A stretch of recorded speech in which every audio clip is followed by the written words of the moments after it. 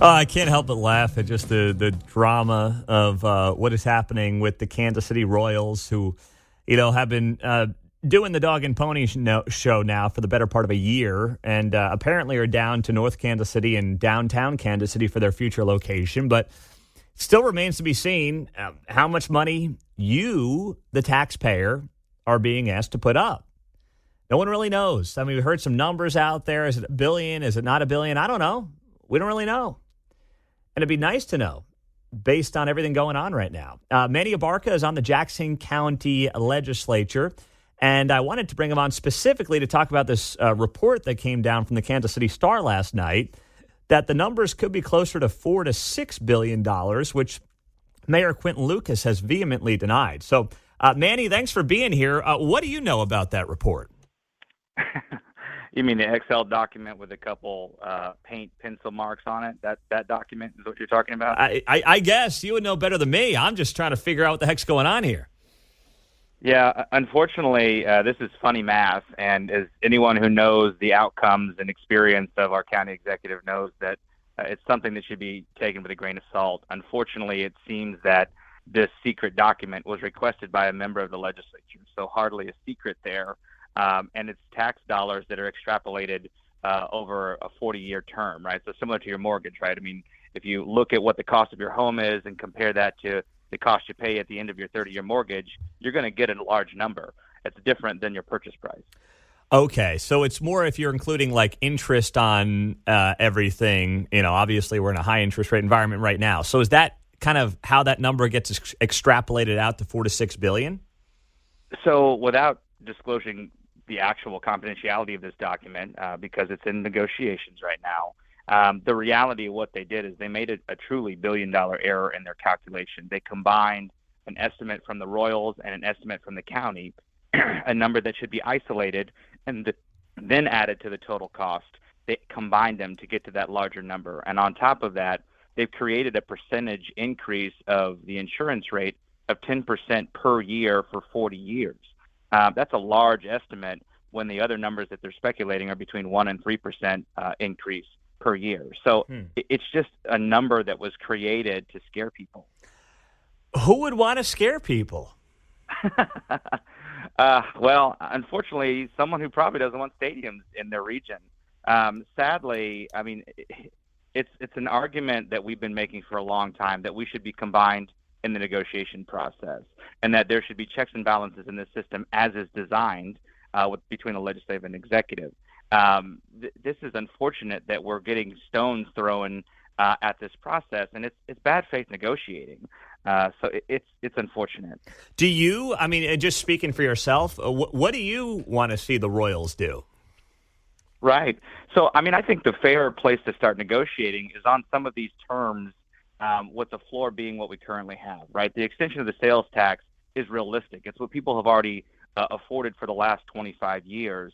And what they've seen in being invested in the upgrades at Royal Stadium and the upgrades at the Arrowhead, the Super Bowl, the World Series wins, like these things are somewhat of the outcomes of our investment, both personally and financially as taxpayers. Mm-hmm. To lob these numbers out arbitrarily could mean you're not only scaring the Royals away, but maybe the Chiefs, because this is a combined negotiation. This number is not just for Royals. This is a combined number. Mm-hmm. Oh, this is a combined number for Chiefs and Royals in Jackson County. Right. Okay. So that does maybe change the equation a little bit. Right. You could be scaring either of them off. So where do we go from here? I know there's a deadline that you guys gave Frank White for today where you want from the county executive just some answers as to where the conversations currently stand with the Royals. Is that what you're looking for today on that deadline? Yeah, and some folks have kind of critiqued the 48 hours component, which is fair. But to think about it, you don't go into war without a strategy, right? Similarly, you don't go into negotiations knowing what you're likely to receive in return. So it's not hard to then consider 48 hours to continue to understand your strategy. If the strategy is just throw out numbers and hope for the best, then 48 hours would be a hard thing to accomplish. But we're trying to understand where he's going with this. And if he can't get us there, then we'll step in, and the experienced leadership that we have in our team here will take the lead, because we don't need another second baseman. We got one of those for the Royals. We need an experienced leader. Oh, All right, Manny Abarca on KCMO Talk Radio. All right. So now, when you look at where you're at, where this county is at, what happens going forward with this team? What is the deadline? I mean, the Royals put themselves on a deadline of late September, and now that deadline is come and gone. And is there any deadline on the horizon a month later? Yeah, so I mean, I think realistically, you can look at the mechanics of their requests, both their and the Chiefs' request to be on the April 2024 ballot, right? January 23rd is the deadline for the language to be adopted. So there's mechanics of the legislative process that require us to have several weeks of motion of legislation, both to approve a term and lease and then to also authorize ballot language. There's a lot of questions that go in between there, and this is why we're starting to put expedient requirements on return of information, because if we're going to get to January 23rd, we want to make sure that taxpayers know what the money is going to look like, know what the community benefits is going to be, and truly understand how we keep these teams in Jackson County. Because it's not a fair shake if we give the voters this lackluster, loose ballot measure to vote on and then trot out great players. That's not fair. So what we're trying to do is say, look, if this is what you want to do, these are the steps that are going to require it. And if you're going to negotiate with this guy, then we're going to put some hamstrings here to make sure that he gets the information needed back in a timely fashion, because he's already not done that in the past. One of your colleagues, Manny Abarca, Jackson County Legislator, said earlier this week that maybe there's a conversation to be had. I know it seems crazy based on what the Royals have said, but there's a conversation to be had about keeping them where they are at the Truman Sports Complex and building up around it. The mayor came on yesterday. He said, no way is that going to happen. What do you make of that? Is that a serious consideration in conversation, or do you think that's a non-starter? Yeah, I mean, I think that's a possibility for maybe one of the teams, right? The reality is the ownership group of the Royals say they want to move. Where they move is subject to our level of investment, I believe. And so I think that's where the numbers matter. That's where our commitment matters. If they're looking at us and asking us for 3 times what they currently have, I think that would be outrageous.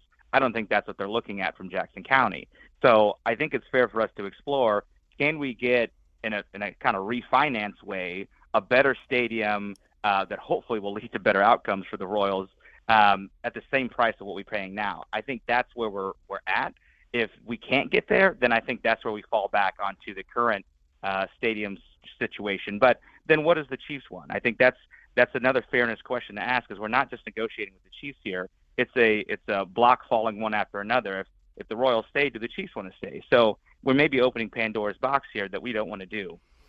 And do we have any idea still what the ask even is from the Royals when it comes to whether it's extending a sales tax that currently is on the books, which has been reported, or some other type of direct payments, which have also been part of the conversation?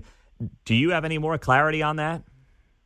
Yeah, and I'll try not to get too much into closed session stuff here. I mean, I think the discussions that I've been a part of suggest they want the same deal they've had for 25 years. And this idea of arbitrarily picking a random number and assigning it per year subject to appropriation and dollars being available, that's a foolhardy way to do that, right? I mean, that would be like you going to the bank and saying, trust me, I'm not going to lock into a mortgage, but just give me the full amount and you go build your house. That's not possible. And so the financing structure that's being proposed or was leaked, that's just not a reality figure. I mean, this is government finance. This isn't just write down numbers and pass it across on a napkin. Okay, so today, that deadline for the county executive, is there a time on that deadline, or do you just want it by close of business?